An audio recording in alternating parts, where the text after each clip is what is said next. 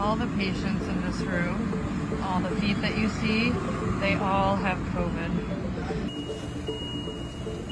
The frustrating thing about all of this is it really just feels like it's too little too late. Like we knew it was coming.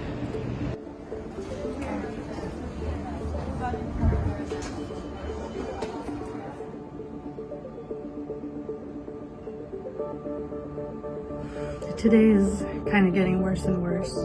We had to get a refrigerated truck to store the bodies of patients who are dying. We are right now scrambling to try to get a few additional ventilators or even CPAP machines. If we could get CPAP machines, we could free up ventilators for patients who need them.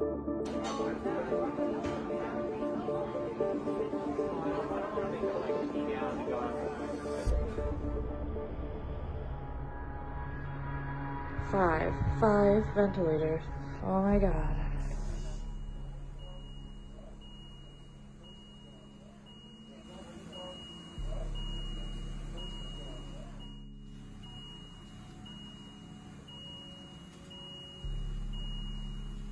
You know, we now have these 5 vents. We probably, unless people die, I suspect we'll be back to needing to beg for ventilators again in another day or two. There's a mythical 100 vents out there, which we haven't seen.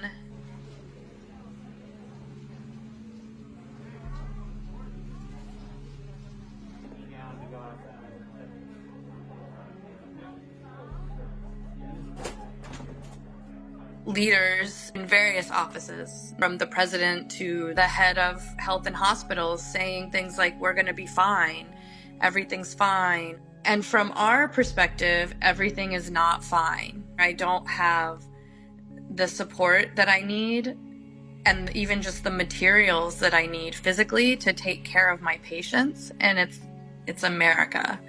And we're supposed to be a first world country. On a regular day, my emergency department's volume is pretty high. It's about 200 people a day. Now we're seeing 400 or more people a day. At first, we were trying to isolate patients with cough and fever and be more careful around them, but we weren't necessarily being extra careful around all the other patients. And then we started to realize that patients who were coming in with no fever but abdominal pain actually had findings on their x-rays and chest CTs that were consistent with this coronavirus, COVID-19. So someone in a car accident gets brought in, and we get a CT scan of them, and their lungs look like they have coronavirus. We were seeing a lot of patients who probably had COVID, but we didn't realize. 10 residents and also many of our nurses and a few of the attending physicians got sick.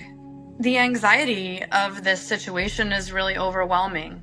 You know, all of the doctors, it's hard for us to get tested even if we want to, even if we have symptoms. We're exposed over and over again. We don't have the protective equipment that we should have. I put on one N95 mask in the morning. I need to have that N95 mask on for every patient I see. I don't take it off all day. The N95 mask I wore today is also the N95 mask I wore on Friday. We're always worried that we'll be out of N95 masks.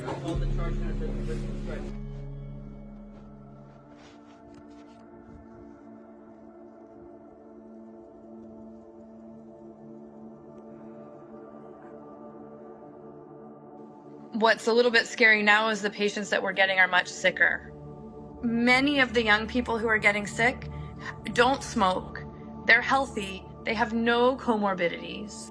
They're just young, regular people between the ages of 30 and 50 who you would not expect to get this sick.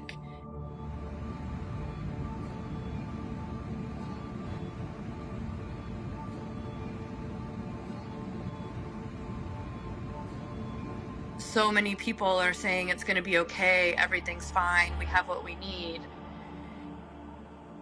And if this goes on for a month or 2 or 3 or 5 like it did in China, and we're already this strained, we don't have what we need. I don't really care if I get in trouble for speaking to the media. I want people to know that this is bad. People are dying. We don't have the tools that we need in the emergency department and in the hospital to take care of them. And